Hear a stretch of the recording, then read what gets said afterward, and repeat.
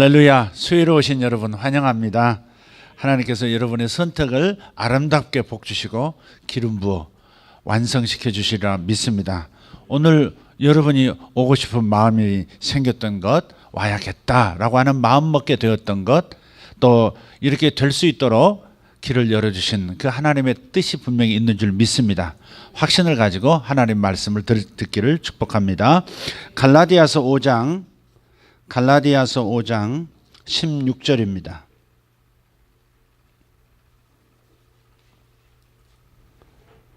갈라디아서 5장 16절 말씀 같이 읽겠습니다. 내가 이르노니 너희는 성령을 따라 행하라. 그리하면 육체의 욕심을 이루지 아니하리라. 아멘. 한 번 더. 내가 이르노니 너희는 성령을 따라 행하라. 그리하면 육체의 욕심을 이루지 아니하리라. 아멘. 육체의 욕심은 우리를 망하게 하는 것이지만 성령의 이끄심을 따라 행할 때는 거기에는 생명이 있고 진정한 참된 복이 있는 것을 믿습니다. 육체의 욕심은 매우 위험한 우리 안에 에너지죠. 그래서 오직 성령의 이끄심을 받기를 축복합니다. 오늘 말씀은 이런 겁니다. 제목을 굳이 말씀드린다면 희년 성령의 속도라는 겁니다. 희년 성령의 속도. 왜 희년과 성령이 왜 연결되는 것입니까?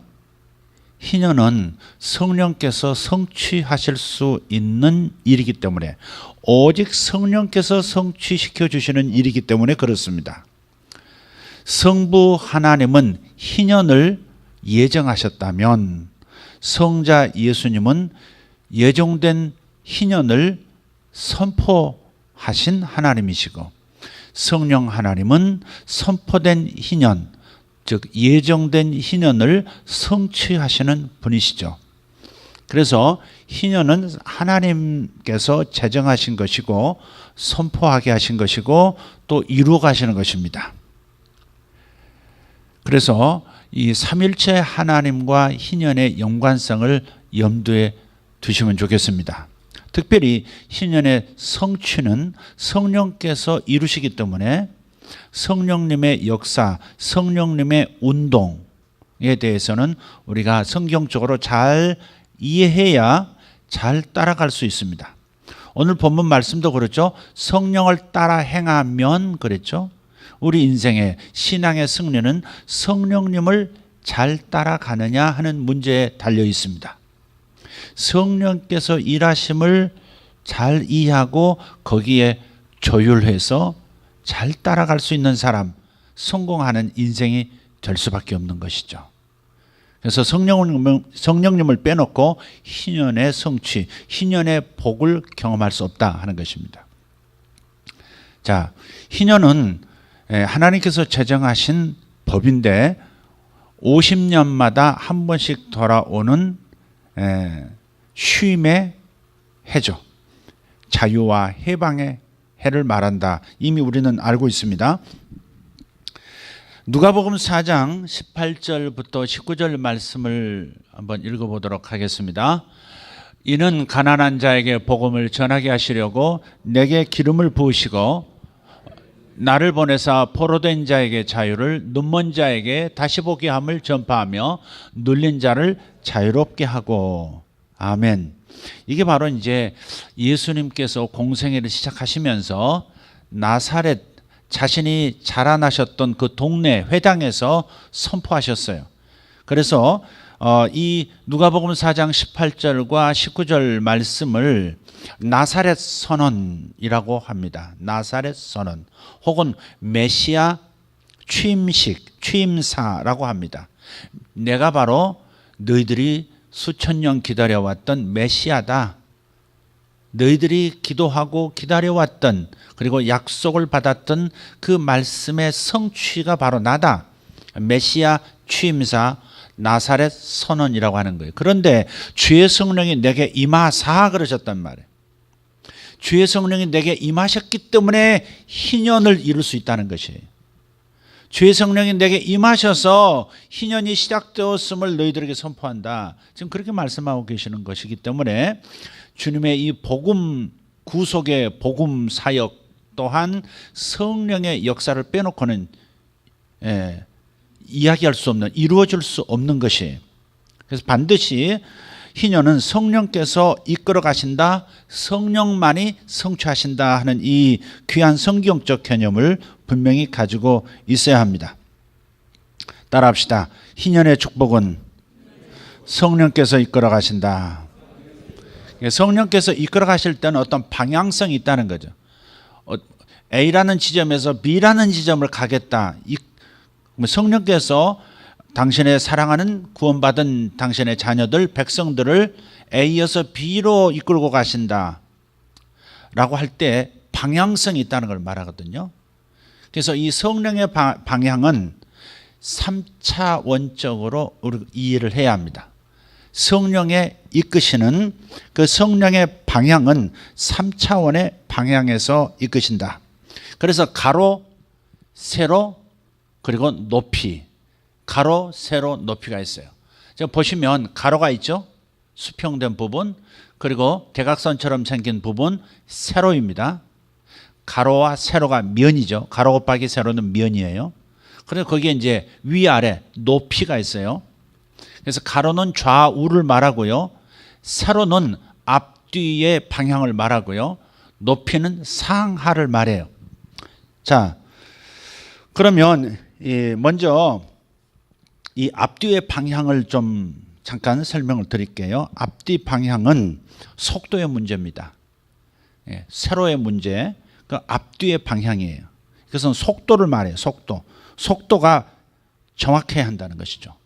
예를 들어서 아까 말씀드렸던 우리 본문 말씀, 성령을 따라간다 할 때 앞뒤, 내가 여기서 앞으로 전진한다 할 때 여기는 반드시 속도 개념이 함께하는 거예요. 성령님을 따라갈 때, 성령의 이끄심을 따라갈 때 반드시 속도를 조율해야 합니다. 피아노를 조율한다 하듯이 악기들도 교향악단이 연주를 멋지게 해내려면 반드시 조율을 해야 합니다. 기본 표준 음에 맞춰서 제1 바이올리니스트가 낑낑깽깽깽깽 이렇게 소리를 내주면 거기에 맞춰서 다른 바이올린, 첼로 전부 할 것 없이 거기에 조율을 하죠. 그래야만 하모니를 이룰 수 있어요. 그래서 성령보다 앞서 나가서도 안 되고요. 성령보다 뒤쳐져서도 안 되는 것이죠. 그래서 내 인생이 현재 위치에서 앞으로 전진하려면 반드시 성령께서 이끄시는 속도와 보조를 같이 맞춰야 한다는 것입니다. 성령의 방향성은 희년의 복을 성취하는 데 있어서 매우 중요한 이끄심인데 특별히 속도 조절 여러분 잘 하셔야 합니다. 이건 조금 이따 자세하게 말씀을 드리도록 하겠습니다. 자, 두 번째는 좌우 방향입니다. 좌우는 이런 얘기입니다. 신명기 17장 11절 말씀을 읽어보겠습니다. 곧 그들이 내게 가르치는 율법의 뜻대로 그들이 내게 말하는 판결대로 행할 것이요 그들이 내게 보이는 판결을 어겨 좌로나 우로나 치우치지 말 것이니라. 이 좌로나 우로나 치우치지 말라는 말씀도 있고 우리가 흔히 이제 대표 기도를 하거나 뭐 기도할 때 주님 좌로나 우로나 치우치지 않게 해주시옵소서. 그렇게 기도하죠. 좌와 우의 극단으로 흐르지 말라는 것이죠. 이 길이 정론이 이 길로 가라 하는 어떤 방법론적 방향성도 분명히 있는 거예요. 그래서 좌로 기울어지지도 말고 극우의 방향으로도 가지 말라는 겁니다. 그래서 이것이 정론이 이 길로 가라, 좌우로 치우치지 말아라, 균형의 문제를 말하는 거예요. 좌우는 균형의 문제예요. 균형과 조화라고 할까요? 한 본질 안에 양면성이 있고 그 양면이 조화를 이루는 것이 매우 중요하다는 겁니다. 영적인 문제도 중요하고요. 육체의 문제도 중요한 것이죠. 우리가 영적인 신앙에 있어서 영적인 문제만이 신앙이 아니죠. 하나님은 육체의 문제도 매우 중요하게 생각하셨죠. 그러니까 이 균형에 관한 문제, 또 양쪽의 양면성의 조화의 문제를 우리가 성령께서 이끄시는 데 있어서 매우 중요한 가치 개념으로 우리가 가지고 있어야 합니다. 또 세 번째는 상하 방향입니다. 상하라고 하는 것은 질서의 문제입니다. 우선순위의 문제예요. 순서가 있어요. 예를 들면 이런 거예요. 이런 질문을 성도님께서 저에게 개인적으로 해주셨어요. 목사님, 이번 70번째 모세가 희년법을 선포한 지 3,500년이 지났고 이 3,500년이라는 기간 동안에 희년이 지금 70번째 희년이거든요. 5, 7에 35, 3,500년이 나오잖아요. 50년씩 70번이면 3,500년이 나와요. 그래서 지금 이 70번째 희년인 이 희년에서 이 희년이 시작되는 날짜가 바로 올해 2015년 9월 14일이라고 말씀을 드렸습니다. 그런데 이제 질문의 요지는 뭐냐면 어디를 보니까 2015년 9월 23일이 희년의 시작이라고 돼 있던데요. 어떤 차이가 있습니까? 라고 질문하신 거예요. 그에 대한 말씀을 드리는 거예요. 이 질서의 문제, 순서의 문제가 있다고 했는데 이 성령의 역사하시는 것은 반드시 질서를 따라 움직여요. 그러니까 9월 14일 이스라엘로 말하면 로시 하샤나. 로시 하샤나가 뭐예요? 한 해의 머리, 새해라 이 말이에요. 이스라엘의 새해는 유대력으로 말하면 그 태음력으로 쓰면서 유대력으로 말하면 9월 14일이 첫 해입니다. 첫날입니다. 첫날이에요. 그래서 그때가 바로 새해가 시작되는 거예요. 근데 새해는 열흘 동안 절기로서 지켜요. 열흘이 지난 다음에 14일부터 시작해서 열흘이 지난 다음에 9월 23일이 되겠죠. 그게 속죄일입니다. 바로 그날이 또 속죄일과 연관이 돼요. 그러니까 로시 하샤나는 나팔을 불어요. 새해가 시작되었다라고 하는 나팔을 반드시 불게 되어 있습니다. 두 사람이 반드시 쌍을 이뤄서 부르게 되어 있는데요. 그래서 나팔이 이게 전국적으로 이제 나팔을 부는데 이게 이제 10일 동안 나팔절이 진행이 되면서 그 끝에 바로 속죄일이 이어지게 되어 있어요. 속죄일은 1년에 한 번씩 대제사장이 속죄 염소를 잡아서 그 피를 받아서 어디로 들어가요? 지성소 안에까지 들어가서 속죄소에 피를 뿌리고 나서 하나님의 용서를 경험하고 성막 바깥으로 나와서 금식하면서 엎드려 있는 이스라엘 백성들을 향해서 여호와께서 우리의 죄를 속하셨다라고 선포하는 겁니다.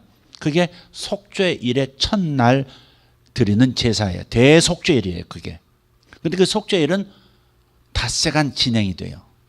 하루가 아니에요. 닷새 동안 그 절기가 진행이 돼요. 나팔절은 며칠? 열흘.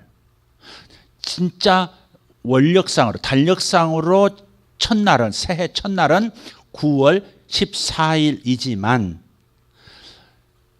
이스라엘 사람들은 속죄일에 대제사장이 구별된 양을 잡아서 피를 속죄소에 지성소 안에 뿌리고 난 다음 나와서 선포할 때 그때 진정한 이스라엘이 다시 출발할 수 있는 1년 동안의 모든 죄를 용서받는 그 속죄의 경험을 했기 때문에 이제야말로 진정한 희년을 누릴 수 있다는 차원에서 그때 다시 한번 대제사장이 나와서 용서하셨음을 선포하면 백성의 죄가 다 용서되었고 새롭게 출발할 수 있게 되었다라고 선포하면 그때 또 나팔을 또 불기 시작하죠. 나팔을 불어요. 그러니까 어떻게 보면 하나님께서 희년을 선포하시는 과정도 어떻게 돼요?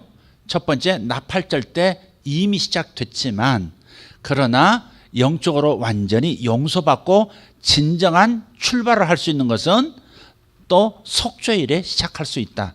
순서가 있다 이 말이죠. 이해가 되세요? 희년도 반드시 순서와 질서가 있다. 희년의 축복은 성령께서 이루시는 것인데 성령님은 이 과정조차도 질서 있게 이루신다. 그리고 다섯째 날, 속죄일의 다섯째 날, 그러니까 9월 23에서 다섯째 날이 되면 어떻게 됩니까? 23, 24, 25, 26, 27. 9월 27일 날, 올해로 말하면 9월 27일 날에 어떻게 해요? 다시 한번 나팔을 부는데 이건 전국적으로 부르게 되어 있습니다.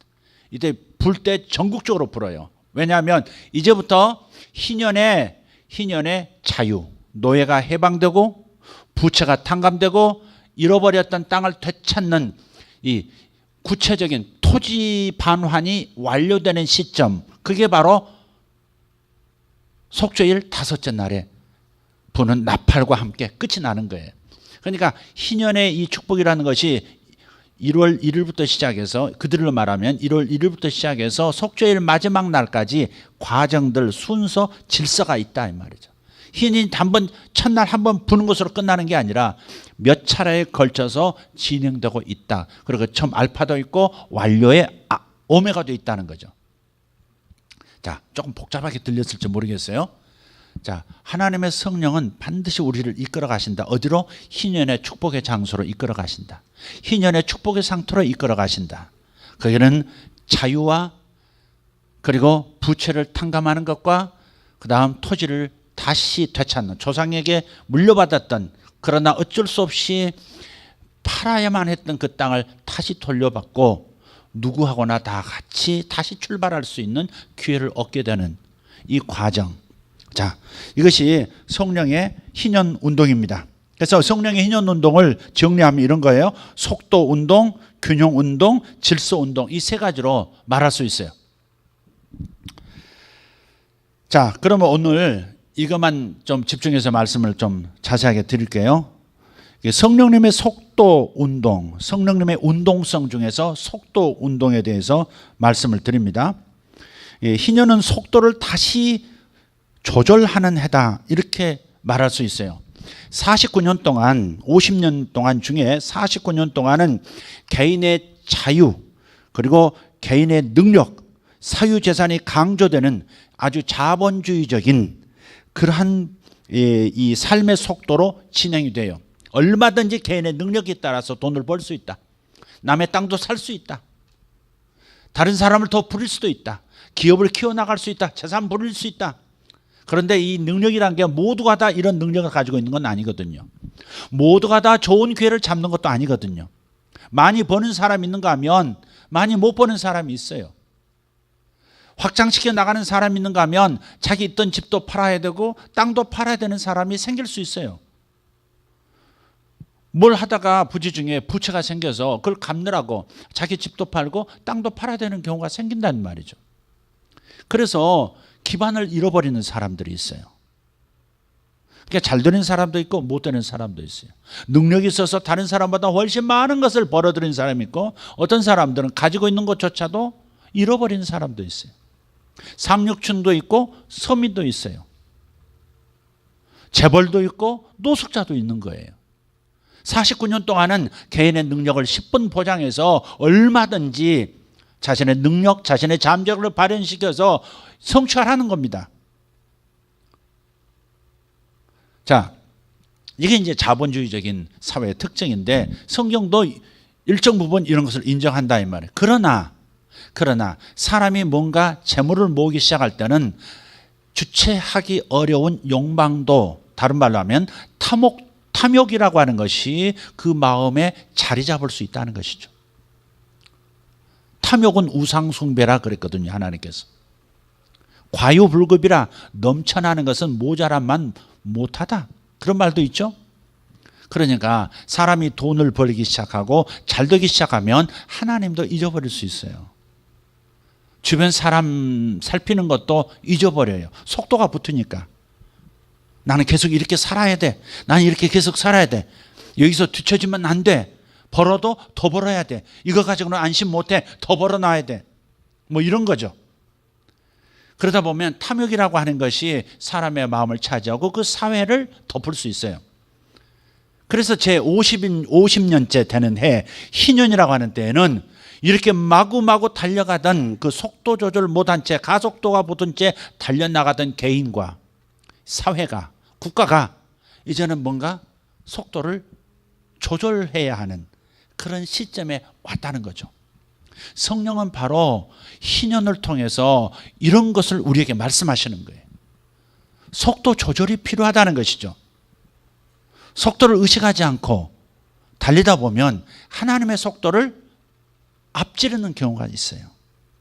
내가 너희들보다 앞서가서 너희를 위하여 장막 칠 곳을 준비하고 너희들이 거주할 곳을 준비하겠다라고 말씀하셨는데, 그래서 그를 구름기둥과 불기둥을 따르듯이 그분만 따르면 하나님이 예비한 장소에 이르게 되는데, 하나님의 방법, 하나님의 속도를 무시하고 지나치게 탐욕을 통해서 탐욕의 날개를 타고 하나님보다 앞질러 가는 수가 많다는 것이. 그래서 이런 것들을 다시 정신 차려 조절해서 정상으로 돌아오도록 하기 위한 거죠. 그래서 50년 희년이 선포되면 경제 정의와 평등이 강조되는, 뭐 이런 용어 써도 될는지 모르겠는데, 일종의 사회 민주주의 방식적인 요구가 이루어지는 거예요. 네가 정당하게 값을 지불하고 토지를 샀다 할지라도 희년 때에는 돌려주라는 거예요. 왜 하나님 강제적으로, 왜 율법적으로 내가 정당하게 저 게으른 사람들이 일하지 않을 때 나는 부지런히 일해서 땅도 사고 집도 사고 나 다 했는데 왜 돌려주라고 말씀하십니까? 라고 할 수 없다는 것이죠. 우리는 우리 자신을 과신해서는 안 되는 거죠. 국가는 자신의 능력을 과신하면 안 되죠. 그래서 하나님께서 다시 원점으로 돌아가는 마음을 가지라는 것이죠. 앞서 나갔던 사람들 다시 정상적인 마음으로 돌아오라고 하는 하나님의 삶의 속도, 하나님의 방식으로 삶을 유지하라고 하는 하나님의 메시지가 바로 희년인 거예요. 이해되시면 아멘 하십시다. 네. 자, 그래서 속도의 일대 전환이 요청되는 해가 바로 희년이라 하는 것을 꼭 기억해야 합니다. 탐욕은 반드시 생겨나게 되어 있습니다. 이 탐욕이 성장하는 것을 조절해야 해요. 그래서 평년의 속도가 다르고 희년의 속도가 다른 거예요. 평년은 마구 달릴 수 있어요. 그냥 카라이서처럼 레이스하는 것처럼 막 달릴 수 있어요. 그러나 희년이 되면 모두가 다시 선을 긋고 거기에 속도를 조절해서 조용히 다가와서 다시 출발할 수 있도록 모두에게 기회를 주는 것이죠. 좀 이상하죠? 올해 들어와서 여러분 이런 것들을 읽을 수 있어야 돼요. 희년이 선포되었는데 이것이 교회 안에서 단지 우리에게 좋은 일이 있을 것이라고 하는 거에만 신경을 쓴다면 지극히 개인적인 신앙이 되어버려요. 하나님은 세상을 경영하시는 분인데 교회를 통해서 세상을 경영하시는 분이세요. 교회의 중보와 교회의 축복을 통해서 세상이 함께 가도록 만드시는 것이 하나님의 방법이에요. 연필을 쓸 때에 흑연만 나가서 쓰는 게 아니에요. 흑연을 감싸고 지지해주고 부러지지 않도록 받쳐주는 연필의 나무 부분이 함께 가면서 글씨가 써지는 것이죠. 흑연이 바로 교회라고 한다면 나무의 목질 부분, 연필의 목질 부분은 바로 우리 교회들이 살아가고 있는, 이 하나님 나라가 살아가고 있는 국가 공동체, 사회 공동체를 의미하는 거예요. 함께 가고 있는 거예요. 여러분 이걸 잘 의식하세요. 하나님의 생명과 하나님의 구원은 교회 안에 있지만 하나님의 생명과 구원의 효력이 교회를 통해서 세상에도 보이지 않게 역사하고 있다는 것을 의식하면서 세상을 볼 수 있는 시각을 가져야 한다 이 말이에요. 이것이 정상적인 건강한 세계관이에요. 한번 우리 나라를 한번 보세요. 올해 들어와서 전번에 이번 주일에 말씀드렸던, 제가 감옥에도 몇 번 계속 찾아가서 좋은 시간을 가졌던 바로 그분만 8월 1호 광복절 기념일에 그분만 가석방에서 나오게 됐죠. 근데 그분 그 이후로 행하는 행보도 그렇지만 이상하게 올해 희년이라고 하는 선포가 있기 전후로 소위 재벌이라고 하는 분들, 기업의 총수들이 돈을 많이 내놓기 시작했어요. S기업에서는 인사불성이 되어 계신 그분이 가족이 한 것이죠. 그러나 그분의 유지를 따라 한 거죠. 200억을 사회를 위해서 청년들을 위해서 써달라고 내놨어요. 200억을. 그럼 부자라고 저거 푼돈밖에 안 되겠네. 그렇게 생각하시면 안 되죠. 200억이 얼마나 큰 돈인데요. 200억을 내놨어요. 면세점 기타 등등 여러 가지 이유가 있긴 하지만 계속해서 100억씩 출연하고 150억 출연하고 50억도 내놓고 이번 C그룹에서는 또 감옥에 있으면서도 또 20억을 또 내놓고 또 개인도 마찬가지예요. 어떤 부부가 어제 카이스트에 평생 벌은 돈 모은 79억을 그냥 과학 발전에 써달라고. 미래의 먹거리를 만드는 사람은 공부하는 학생들, 젊은이들에게 있는 거니까 가치 있게 쓸 수 있는 얘기밖에 없다고. 그래서 카이스트에 기증을 했어요. 79억 상당하는 부동산을. 여러분, 부부가 처음 만날 때 그랬다는 거죠. 우리는 돈을 모으면 반드시 남기지 말고 기부하고 가자. 그랬다는 거죠. 자식에게도 어떻게 했는지, 저는 자식에게 일제를 안 주고 한다. 그건 좀 반대. 저는 저 개인적으로는 제가 돈이 있다면 그렇게 안 할 것 같아요. 아, 자식이 없는 부부인가요? 주여. 79억이 아무리 그래도 아직 젊으세요, 두 분이. 그렇게 내놓는다는 쉬운 일이 아닙니다. 쉬운 일이 아닙니다. 79억이 애들 저깁니까? 10억 모으기가 얼마나 힘들어요. 여기서 10억 가지신 분이 얼마나 될까? 모르겠네. 나 몰래 많이 모았는지 모르겠지만. 그래서 대기업부터 시작해서 재벌이라고 하는 분들이 그렇게 돈을 내는, 어찌됐든 간에 이런 상황들을 보면 이것이 바로 하나님의 성령이 사회 속에서 속도 조절시키시는 거예요. 그게 이렇게 끝나지 않을 겁니다. 바로 이렇게 사회 경제 리더들이 이렇게 행동하는, 시작하는 이 발걸음이 절대 내년 후년 가면서 주춤거리지 않아요. 이것이 당연한 문화가 될 것이고, 이제는 이 기부하고 세상에 돌리는 이런 것들, 나만을, 내 가족만을 위한 것이 아니라 세상을 위해서 함께 자신의 능력과 자신의 재물을 쓸 수 있는 이런 분위기가 확산될 것이라는 것이죠. 이것이 70번째 다가온 희년에서 역사하시는 성령의 발걸음이에요.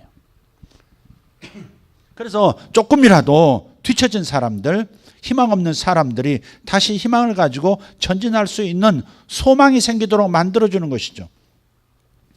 평년의 속도, 49년간의 속도는 각계 전투하는 겁니다. 모두 각자 알아서 뛰는 거예요.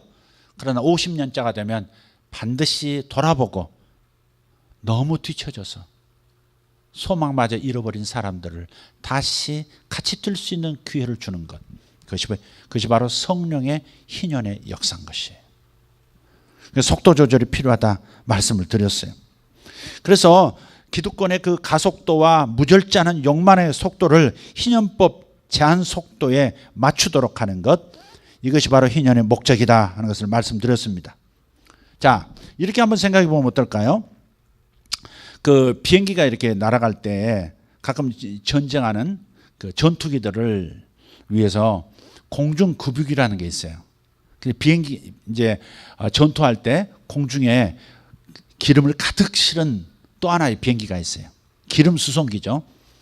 그런데 공중에서 이렇게 기름이 떨어지면 다시 본토로 돌아간다든지 항공모함으로 돌아와서 주유받고 오면 이게 전쟁에서 속도가 이제 타이밍을 놓치니까 공중에서 급유를 하는 겁니다. 그럼 공중급유기가 위에 있고요, 공급받는 비행기가 아래서 이렇게 따라붙으면서 파이프라인을 통해서 공급을 받습니다. 그런데요, 공중급유기는 무거운 비행기예요. 빠른 속도로 날 수가 없는 거예요. 그러면 뭐가 속도를 조절해야 돼요? 공급받는 전투기들의 속도를 천천히 맞춰야 합니다. 그러니까 급유하는 비행기와 기름을 공급받는 비행기가 속도가 같아야 된다는 거예요. 우리 인생들이 살아가면서 성령님과 속도를 조율하지 못하면 반드시 사고가 납니다. 성령의 도우심이 항상 필요한데, 성령의 이끄심을 따라가야 되는데, 성령이 지금 어디로 가자 하시는지, 성령이 지금 무엇을 하자 하시는지, 성령께서 지금 나에게 뭐 하라 하시는지, 이러한 하나님의 성령의 이끄시는 속도 감각을 놓쳐버리면 그냥 내 힘으로 굴러가다가 추락하는 것이죠. 뒤쳐져서도 안 되고 성령보다 앞서가서도 안 되는 거예요. 구름 기둥보다 앞서가서도 안 되고 또 안 보일 만큼 뒤쳐져서도 안 된다는 거예요. 성령보다 앞서 나가는 것은 그것은 교만입니다. 성령보다 앞서 나가는 것은 지나친 열심이고 과잉 충성이고 그런 것들이에요. 그럼 뒤처져 버리는 것, 성령의 이끄심을 받지 못하는 사람들, 태만이요 게으름이요, 거기에는 직무유기가 있는 거예요. 그래서 반드시 성령께서 가시는 방향에 같은 방향이어야 하지만 같은 속도로 갈 수 있도록 항상 우리는 성령님께 시선을 모으고 우리가 민감하게 성령님의 음성을 들어야 되는 거예요. 그리고 함께 따라가야 하는 것이죠. 사고가 어디서 생겨요? 되게 사고가 어디서 생겨요? 우리나라가 교통사고 세계 2위랬는데 되게 왜 그래요? 속도 때문에 그러는 거거든요. 빨간불인데도 그냥 왜? 더 빨리 되겠으니까 가는 거죠. 근데 속도를 내다 보면 또 이 속도를 느끼지 못하는 단계가 와요. 빠른데도 빠른 것처럼 안 느껴요. 그러니까 더 빨리 달려요. 가속도가 붙는 거죠. 여기서 이제 사고가 많이 나는 거죠. 우리나라 문화가 빨리빨리 문화고, 예, 그렇죠. 빨리빨리. 이런 데서 이제 사고가 나는 건데 우리 인생도 마찬가지예요. 만약에 다윗이라는 사람이 하나님께로부터 네가 이스라엘의 왕이 될 것이다. 현존하는 왕이 있었어요. 사울 왕이 자기 장인이면서 그러면서 정적이었고 자기를 죽이려고 하는 사울 왕이 현존하는 왕으로서 이 엄연히 살아 있었어요. 그런데 다윗에게 하나님께서 네가 이스라엘의 왕이 될 것이다 라는 음성을 주셨거든요. 내가 왕이 된다고 하는 하나님의 목소리는 분명하지만 그 방향은 맞지만 속도는 또 중요한 거예요. 내가 왕이 된다고 했는데 지금 현재 왕에게 이런 쫓기는 신세가 되고 다른 사람 하나 없이 그저 패배한 사람들, 빚진 자들, 원통한 사람들, 이런 사람들만 내게 따라붙어서 이 사람들도 먹여야 되니 내가 언제나 왕이 될까? 왕이 된다는 그 메시지는 이미 지나간 건 아닐까? 갖가지 회의가 일어났을 거예요. 그러나 다윗은 중심을 지켰단 말이에요. 기회가 왔어요. 자기를 쫓아서 죽이려고 하던 사울이 잠자려 굴 속에 들어간 적이 있고요. 또 한 번은 대변 보려고 굴 속에 들어간 적이 있어요. 두 번 다 그 굴 속에 다윗이 있었어요. 캄캄한 그 속에서 숨죽이고 있는데 사울 왕이 들어와서 잔단 말이에요. 한 번은 또 들어와서 대변 본단 말이에요. 그냥 똥침 한 번이면 끝나죠. 그래서 부하들은 캄캄한 속에서 찌르세요 이러는데도 샤랍을 시키고 건드리지 않잖아요. 왜? 하나님께서 기름 부으신 이를 내가 왕이 되고 싶은, 왕이 된다는 그 약속을 성취하기 위해서 내가 그 기름 부은 자를 건드릴 수 없다는 거죠. 요즘 이런 의리가 좀 있어야 되는데 하나님께서 세우신 것을 어찌 사람이 피할 수 있겠느냐, 뭐 이런 의리가 있어야 되는데 사람이 막 갈아치워버리고 막 그러죠. 아랫사람들이 막 뒤집어 버리고. 다윗은 속도 조절에 실패하지 않은 사람이에요. 빨리 왕이 되고자 하는 과속 욕구를 절제할 수 있었던 성령의 사람이죠. 그러니까 하나님께서 다윗은 내 마음에 합한 자라 그런 거예요. 내 마음에 합한 자가 뭐예요? 나와 속도가 같은 사람이라.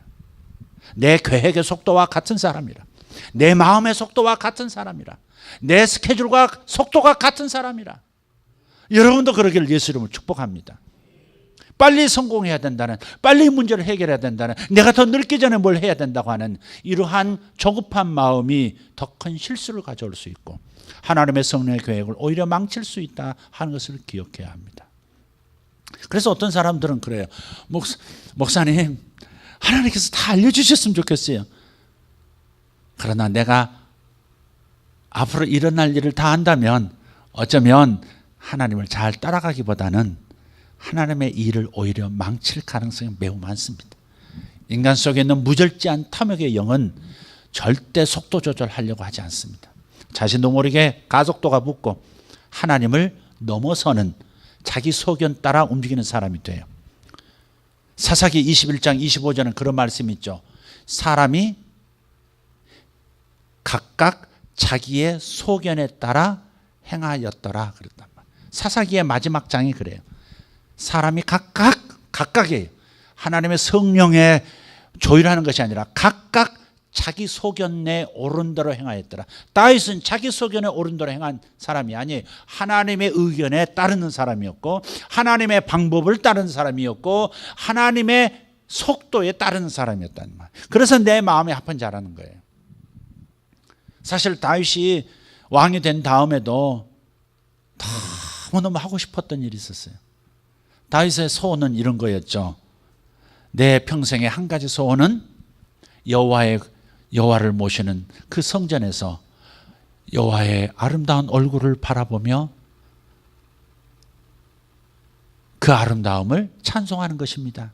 내 평생에 하나님의 눈을 바라보면서 하나님의 아름다움을 찬송하는 것, 그것이 제 필생의 소원입니다. 성전 짓고 싶은, 성전 건축에 대한 갈망이 너무 많았어요. 그래서 왕이 되어가는 과정, 또 왕이 된 다음에도 부지런히 자기가 자기 소유로서 버려들이는 것, 그리고 국고로 들어오는 것들을 모아서 성전 건축을 위해서 다 준비를 했단 말이에요. 금도, 은도, 철도, 놋도, 돈도, 목재도, 석재도 모든 걸 다 준비했어요. 하나님께서 예스! 가서 지어라. 그러면 곧바로 뚝딱뚝딱 지어서 완성시킬 수 있는 모든 자재들을 다 준비했어요. 돈도 다 준비했고요. 모든 계획을 다 준비했어요. 설계도도 완성이 되어 있어요. 그래서 성전 짓겠다고 하는 그 계획을 이제는 시작해도 되겠냐고 나단 선지자에게 밤에 얘기했거든요. 낮에 얘기했거든요.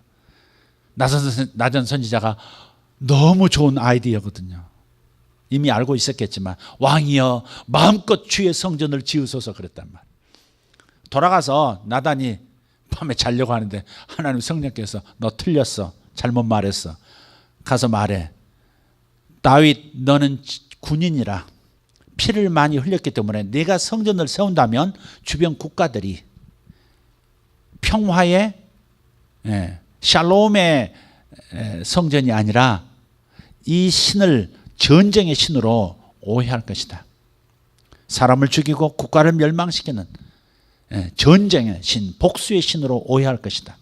그런데 너는 피를 많이 흘린 군인이기 때문에 네가 성전을 지어서는 안 된다. 내 아들 솔로몬이 성전을 지어야 한다. 성경에 자세히 나오지는 않지만 다윗이 아마 피눈물 필생에 가장 이루고 싶었던 것이 성전 건축하고 봉헌하는 거였거든요. 그런데 다윗은 보세요. 그래도 기초만 놓으면 안 될까요? 그렇게 말할 수 있잖아요. 땅만 좀 파놓으면 안 될까요? 뭐 이렇게. 도로망은 인프라는 제가 깔 수 있지 않겠습니까? 일체 말이 없어요. 알겠습니다. 그러고서 아들 솔로몬이 어린데 8살짜리. 그러니까 뭐 하겠어요? 8살 때 왕이 된 거 아니에요. 다윗이 살았을 때는 8살도 아니고 한참 어린애지. 그런데도 그렇게 하겠습니다. 그리고 이 성전 건축을 아들 솔로몬에게 위임하고 이양을 합니다.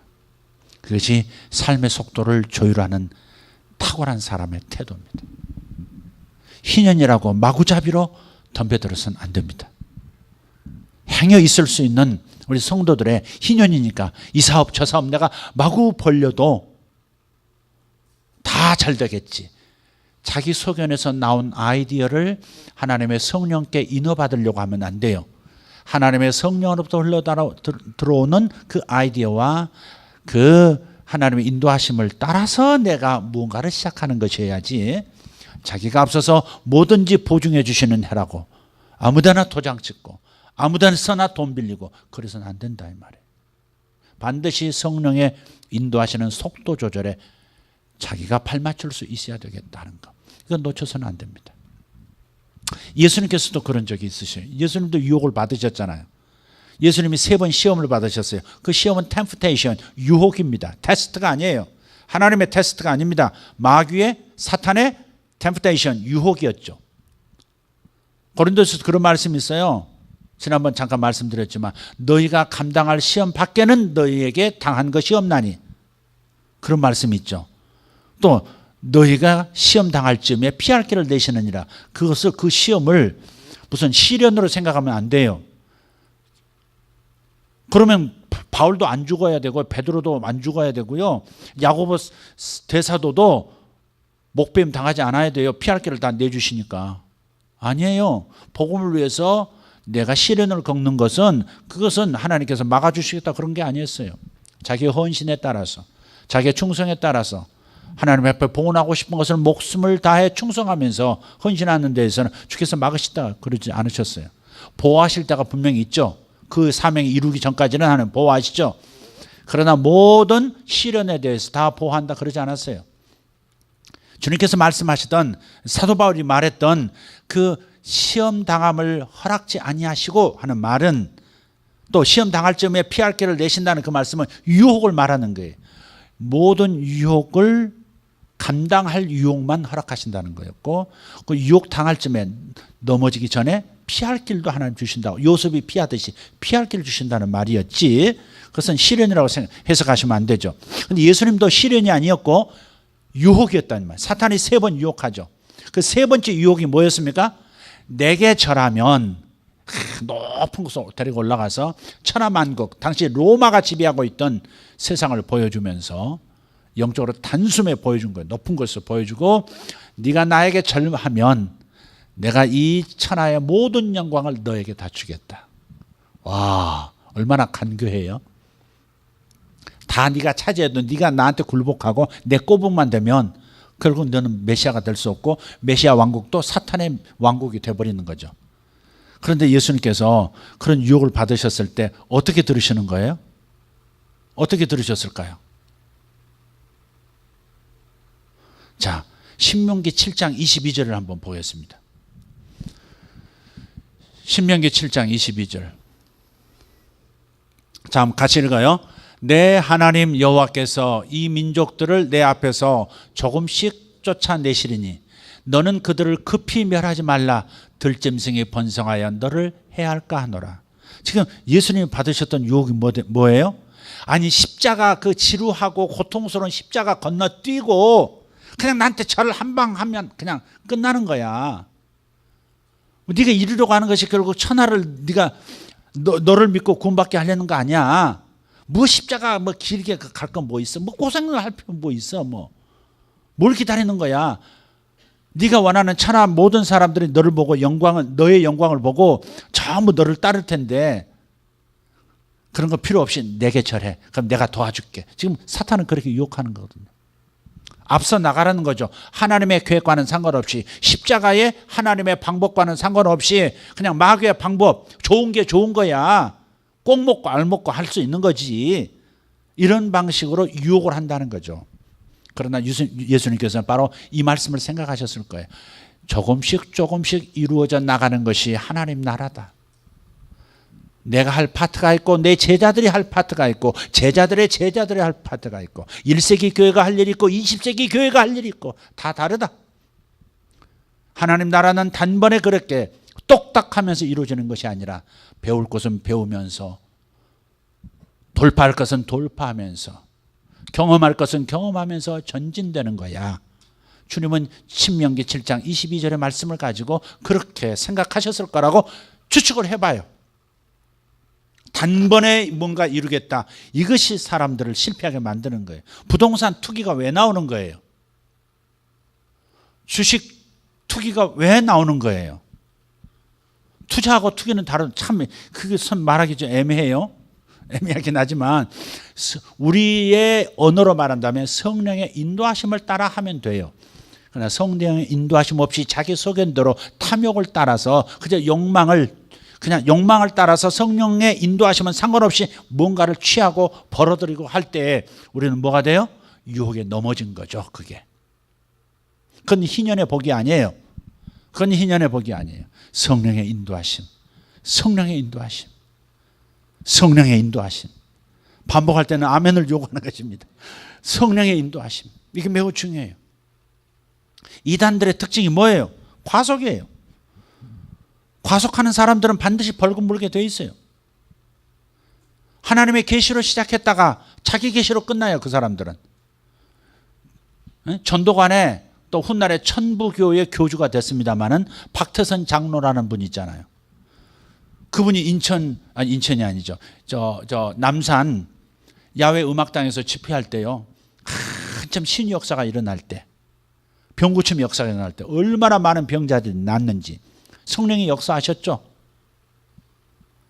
얼마나 감동을 받는지 헌금하면 한번 헌금하면 가만히를 이제 헌금 바구니가 가만히야. 가만히 수십 개 수백 개가 다 돌아요. 그러면 가만히가 꽉꽉 차. 돈, 금반지, 뭐 팔찌, 목걸이 뭐 할 것 없이. 좋아 보여요? 수십 가마니가 막 앞에 쌓이고 그만큼 하나님의 성령의 역사가 있었단 말이에요. 그런데 그가 나중에 어떻게 돼요? 이 속도를 계속 유지하고 싶은 욕망이 있는 거예요. 사람들은. 성령의 역사도 성령께서 역사하실 때 따라가다가 멈추시면 기다려야 되거든요. 날 사용 안 하시고 좀 잠잠하라면 잠잠해야 되거든요. 홍해가 앞에 나타났으면 그리고 뒤에서 적군이 쫓아오면 이스라엘 백성들은 급해가지고 다른 방법을 취하라고 빨리 말을 하죠. 빨리 돌아가서 항복합시다 뭐 이렇게 얘기하죠. 그러나 모세는 어떻게 해요? 기도하면서 하나님의 음성을 기다리죠. 잠잠히 있어. 내가 너희 가운데서 행하는 일을 보라. 그래서 가만히 있죠. 그러다 하나님의 음성이 들려요. 내 지팡이를 들고 홍해 쪽을 가리켜라. 가리켰더니 홍해물이 양쪽으로 물벽을 만들면서 마른 땅이 드러나고 살아나잖아요. 그러니까 전진해야 될 때가 있고 스톱해야 할 때가 있는 거예요. 막 일을 해야 될 때가 있고 하나님 앞에서 잠잠히 골방에서 기다려야 될 때도 있는 거예요. 그런데 이단들의 특징은 뭐예요? 그런 게 없어요. 이런 이 카리스마를 유지하기 위해서 이 분위기를 유지하기 위해서 계속 막 끌고 간단 말이에요. 그러면 신앙에서 시작했다가 자기 신념을 주장하기 시작해요. 이것이 반드시 계속 가야 되기 때문에 자기 선언, 자기 계획들이 계속해서 계속 혼적인 역사, 영적으로 시작했다가 혼적인 여러 가지 작용들을 시작한단 말이에요. 그러니까 사고 나는 거예요. 구원파가 얼마나 아름답게 시작했는데요. 구원파가 예수 그리스도의 보혈과 완전한 구원에 대해서 단 한 번 예수 그리스도께서 십자가에서 달려 돌아가신 그것을 믿는 믿음으로 모든 구원이 끝났다라고 하는 이 중요한 메시지를 그들이 가지고 있었죠. 한국 사회에 아주 아름다운 것을 줄 수 있었단 말이에요. 그러나 이것을 계속해서 자기들의 우월함 쪽으로 나가다가 교만에 빠지고 그리고 스스로를 기존 교회에서 분리시키고 다른 교회는 저급하다고 말해버리고 그러다가 완전히 스스로 자기를 격리시켜버렸죠. 그리고 이단화 돼버린 거죠. 자기들만의 어떤 리그를 만들어가기 시작한 거죠. 그런 속도 조절을 못하고 마음 조절을 못하니까 이단화 되어버리는 거예요. 그게. 다른 건 안 그런가요? 아까 말했던 그 박태선 장로라는 이 결국은 자기가 하나님이 되어버렸잖아요. 전도관에서 나와가지고 천부교라는 걸 또 세웠어요. 신앙촌 저기 세워졌잖아요. 그 이후에 천부교라는 걸 만들었어요. 자기가 하늘 아버지예요. 폐암으로 죽었습니다. 그런데 그 밑에 있는 사람들이 돌아가신 것이 아니라 지금 새로운 몸을 얻기 위해서 지금 기다리고 있다고. 그래서 상당히 오랜 기간 동안에 그 죽은 시신을 보관을 했거든요. 죽었죠. 죽었는데 성부께서 돌아가신 거예요. 인간이 되셨던 성부께서 돌아가신 거예요. 그 끝이 좋지 않잖아요. 그죠? 그것은 과속이에요. 과속에 대한 벌금 낸 거예요. 그게. 이단들은 그런 자기 조절을 못하는 것. 하나님이 역사하셨으면 하나님이 주인이신 것이지 영광은 그분에게 계속 머물러야 되는 것인데 계속 자기들이 영광을 받기 위해서 계속 그 분위기를 이끌어 가려고 하다 보니까 억지 성령의 역사, 거짓 성령의 역사도 만들어내기 시작하는 것이고 그러다 보니까 이단이 되어버리는 거죠. 사교가 되어버리는 거예요. 이해되셨죠? 제가 너무 극단적인 상황까지 얘기했는지 모르겠습니다만 현실로 돌아서 한번 생각해 보세요. 여러분 자기 자신의 인생에 반드시 이루어져야 할 일들이 있을 거예요. 그리고 신년이 선포된 이 시간대에서 반드시 뭔가를 이루실 것을 저는 믿습니다. 그렇지만 자기 방식, 자기 속도대로 이루려고 하진 말라. 절대 성급해서는 안 된다. 하나님은 반드시 하신다. 그러나 하시되 하나님께서 동행하시기 때문에 동행하시는 자의 발걸음을 우리가 꼭 유지하려고 하는 노력은 믿음의 행동은 우리가 해야 한다. 아멘. 그걸 놓치게 되면 우리 실수한다 하는 것입니다. 성령을 따라 가기를 축복합니다. 성령의 조율사 성령님을 꼭 따라가기를 바랍니다. 절대 혼자 나서서는 안 됩니다. 오직 우리는 성령님을 따르는 사람이고, 그러면 육체의 욕심을 이길 수 있습니다. 희년의 주인공은 성령이시고, 희년 성취의 주인공은 성령님이세요. 그런데 성령님을 따라가면 육체의 욕심을 이루지 않는다. 즉 경제 탐욕, 개인적인 경제, 국가적인 경제, 탐욕에 의해서 사탄의 왕국을 이루지는 않는다 하는 것, 이걸 확신하십시다. 그런 믿음을 가지고 성령님을 쫓아가기를 바랍니다. 한 가지 덧붙인다면, 그럼 우리가 어떻게 성령님을 따라갈 수 있겠습니까? 가장 좋은 방법, 오래전부터 말씀드렸습니다. 희년의 성취는 성령이 하시는 거기 때문에 성령님과 긴밀히 하나가 돼서 동행하는 거죠. 그것이 지혜로움이에요. 지혜는 성령님과 동행하는 것 지혜예요. 아멘. 지혜는 성령님과 동행하는 거예요. 성령님을 앞서는 것은 교만이고, 성령님보다 뒤처진 것은 태만이에요. 성령님과 동행해서 지혜로운 사람이 되어야 되는데, 어떻게 하면 성령님과 동행할 수 있냐 이거죠. 성령의 생각을 알아야 될 거 아니에요. 그게 제일 좋은 방법이 방언하는 거예요. 우리 생각, 우리 혼 속에는, 우리 잠재의식 속에는 무수히 잘못된 생각들이 많이 입력이 되어 있어요. 학습된 잘못된 경험들, 잘못된 가르침들, 세상에 지금 제공하는 수많은 얘기들이 여러분 뇌 안에, 여러분 무의식 안에 가득 있어요. 그러면 수많은 신호음들이 들려요.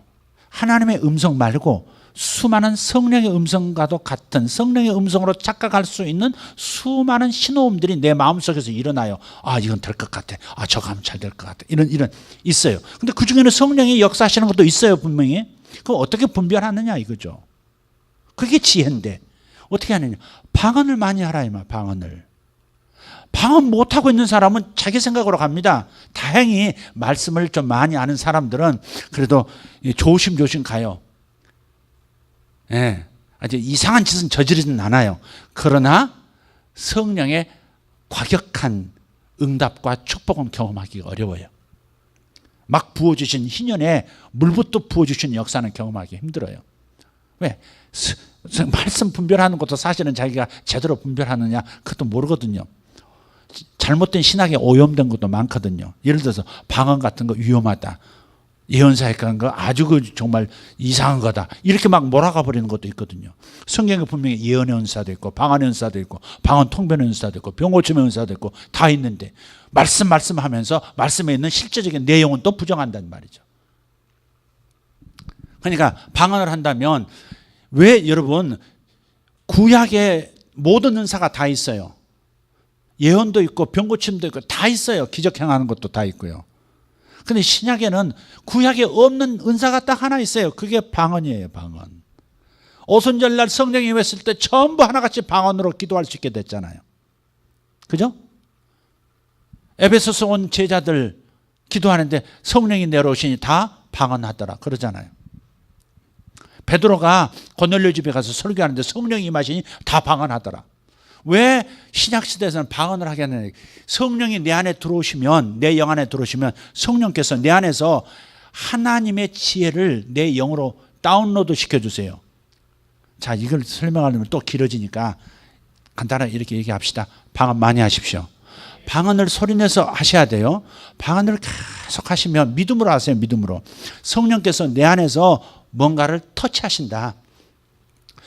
내 무의식에, 내 잠재의식에 복잡한 잡된 신호음들을 다 제압하시고 내 영 안에서 성령님께서 하나님의 전략, 하나님이 가지신 예정의 지혜들, 그리고 내 삶에 필요한 정보들, 그런 것들을 내 안에서 내 영으로 다운로드를 시켜주세요. 그때가 방언할 때예요.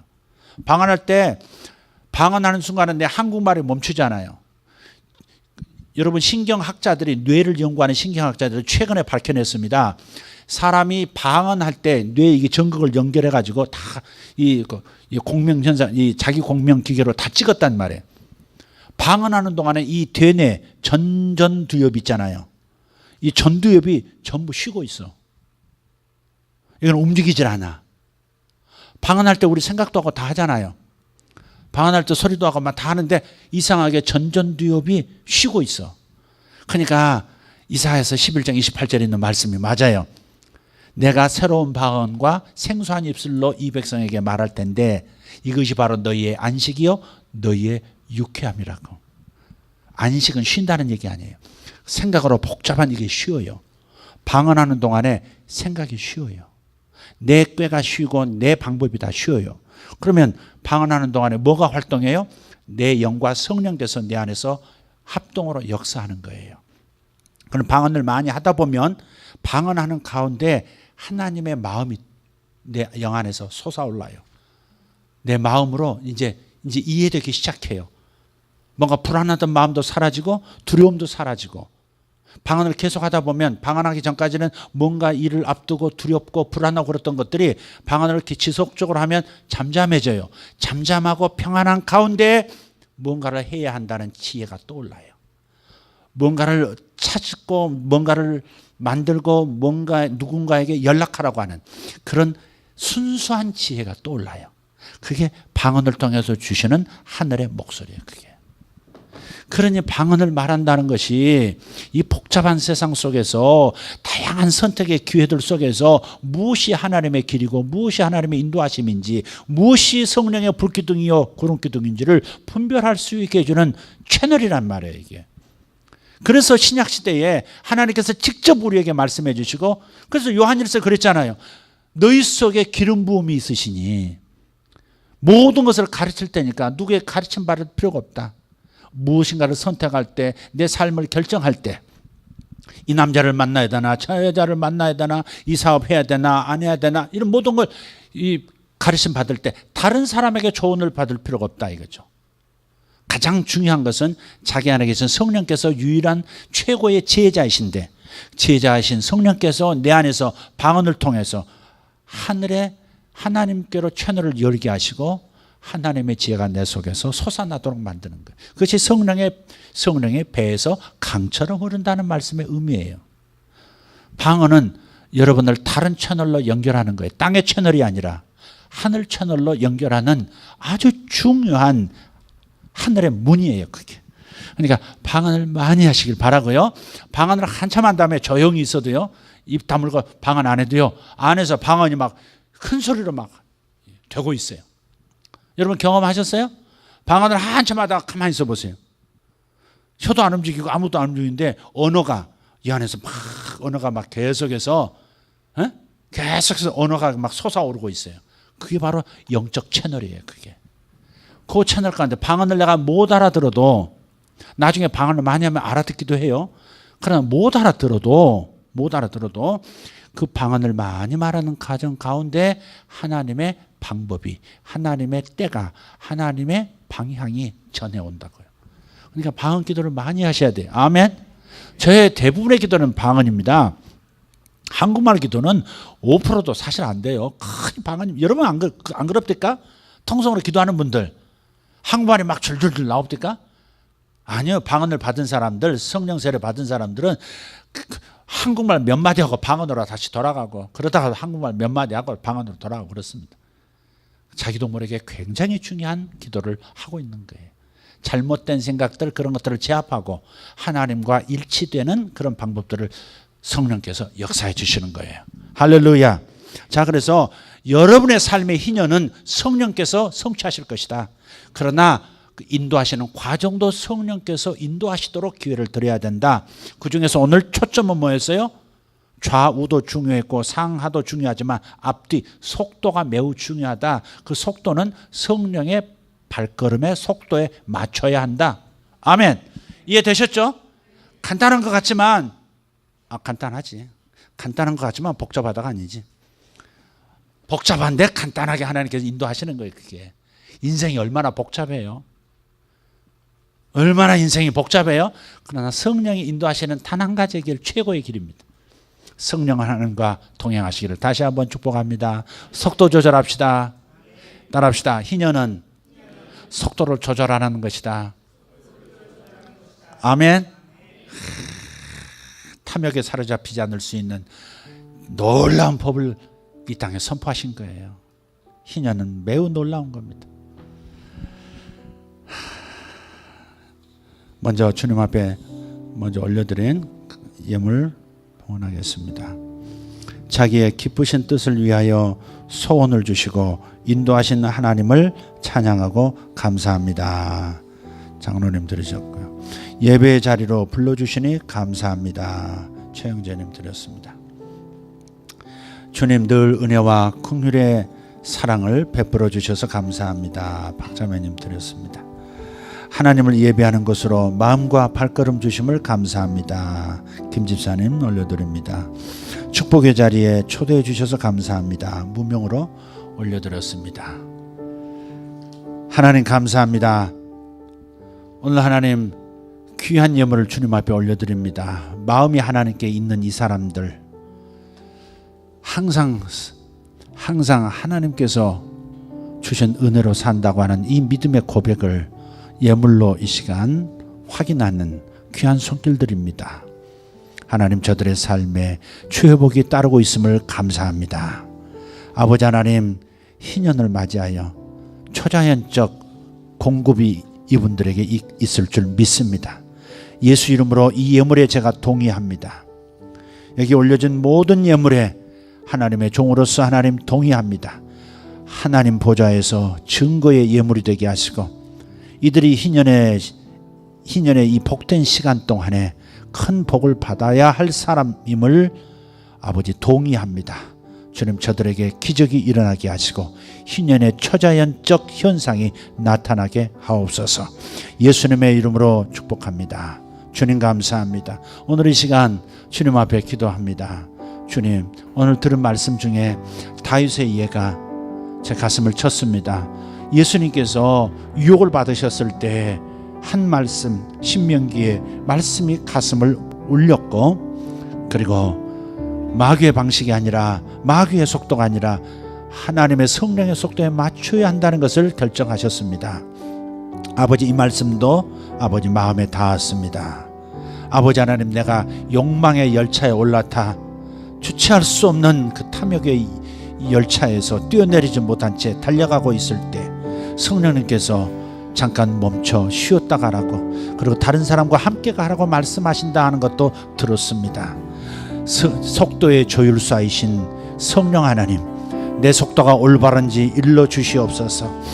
내가 지금 출발하는 것이 올바른 방향이고 올바른 속도인지 올바른 타이밍인지 알려주시옵소서. 제가 방언을 받았음에도 불구하고 방언을 하찮게 여기고 귀하게 사용하지 않았던 아버지 허물 믿음 없음 회개합니다. 로마서 14장 23절에 믿음으로 행하지 아니한 모든 것이 죄라 말씀하셨습니다. 방언을 믿음으로 행하지 아니한 것도 죄입니다. 주님 회개합니다. 아버지 하나님 하나님께서 신약 성도들에게 주신 놀라운 복 세례 요한보다도 하나님 나라에서 가장 작은 자가 세례 요한보다 낫다고 하셨던 그 말씀은 바로 성령의 직접적인 인도를 받기 때문에 성령의 인도를 받는 신약 성도들이기 때문에 그래서 세례 요한보다도 낫다고 말씀한 건데 우리들이 그것을 놓쳤습니다. 아버지 하나님 방언 사용하기를 주저했던 믿음 없음을 회개합니다.